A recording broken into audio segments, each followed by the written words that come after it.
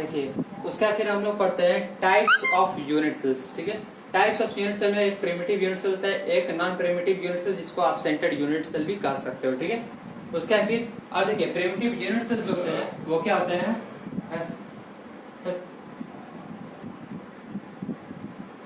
देखिए primitive unit sales क्या आता है, ये केवल प्रेजेंट होते हैं कॉर्नर पे, जैसे ये केवल यहाँ पे प्रेजेंट होंगे, यहाँ पे प्रेजेंट होंगे, यहाँ पे। ठीक है, एक क्यूब के केवल कॉर्नर पे प्रेजेंट होंगे। ठीक है, ये केवल क्यूब के कॉर्नर पे प्रेजेंट होंगे।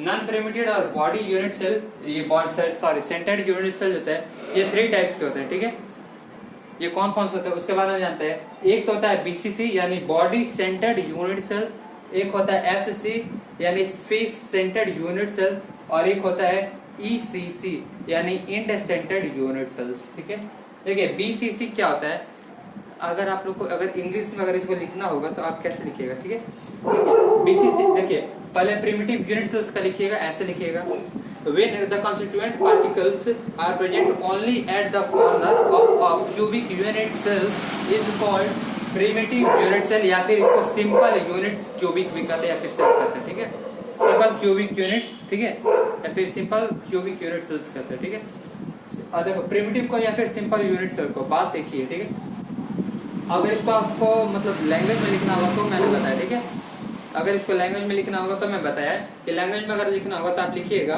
When the constituent particle are arranged at only on the corner of the position and a unit cell is called primitive unit cell. ठीक है, अगर बॉडी सेंटर्ड का बॉडी सेंटर्ड में क्या होता है, ये कॉर्नर में तो प्रेजेंट होगा ही, तो ये कॉर्नर में तो होगा ही, इसके साथ साथ प्लस में लिख दे रहा हूँ, इसके साथ साथ बॉडी सेंटर्ड यानी इसी सेंटर में भी होगा। ठीक है, ठीक है, बॉडी सेंटर्ड यानी इस क्यूब के बीचों बीच में। ठीक है, इस क्यूब के बीचों बीच में भी होगा। ठीक है, इस क्यूब के बीचों बीच में भी होगा। ठीक है, उसी को आप लोग बॉडी सेंटर्ड कहोगे। ठीक है, जैसे मान चलिए ये एक क्यूब है, ये क्यूब है। ठीक है, इसको बीचों बीच में होगा। ठीक है, यहाँ पे, और ये जो क्यूब ये जो होता है ये सारे से बराबर डिस्टेंस पे होगा। ठीक है, इस इधर से इधर से इधर से इधर से भी। ठीक है, सबसे बराबरी डिस्टेंस पे ही होगा। ठीक है, उसी को कहता है बॉडी सेंटर्ड यूनिट सेल्स। ठीक है, अब अगर हम लोग आगे बात करते हैं फेस सेंटर्ड में, तो फेस सेंटर्ड मतलब क्या होता है। फेस सेंटर्ड आप लोग का नाम जानकर ही पता चल रहा होगा कि फेस सेंटर्ड में आपको सारे फेस के साइड प्रेजेंट हो गए। ठीक है, जैसे मान के चलो ये क्यूब है। ठीक है, इसको मैं इरेज कर दूं। ठीक है, ये एक क्यूब है, लेकिन इसमें देखिए हर चीज में कॉर्नर में प्रेजेंट होगा। ये कॉर्नर में तो होगा ही होगा, प्लस फेस पे भी होगा। ठीक है, ये भी कॉर्नर पे होगा।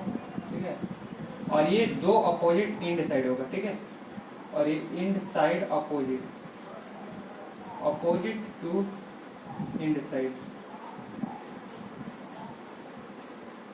Opposite to end side. ठीक है,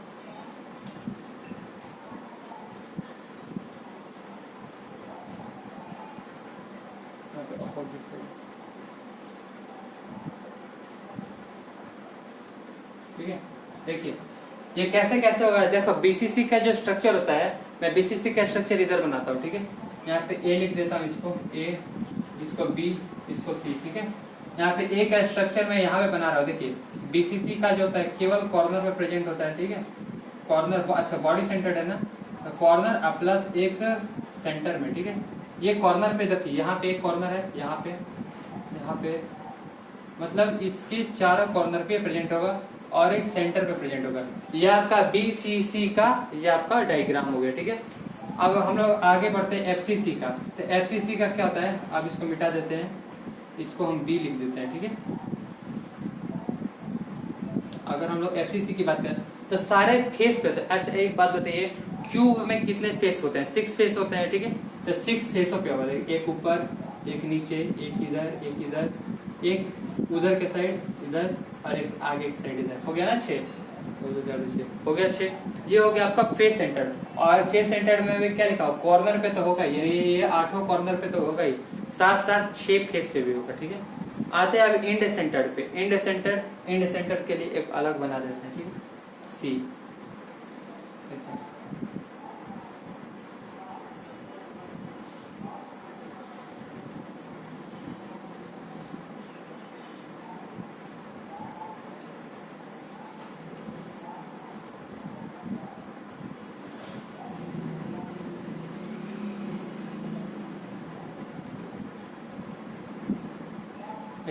इनडेसेंडेंट मतलब कि मान चलो कोई दो अपोजिट फेस, एक यहाँ पे और एक, देखिए एक टॉप पे और एक बॉटम में, ठीक है, एक टॉप पे और एक बॉटम में, ठीक है।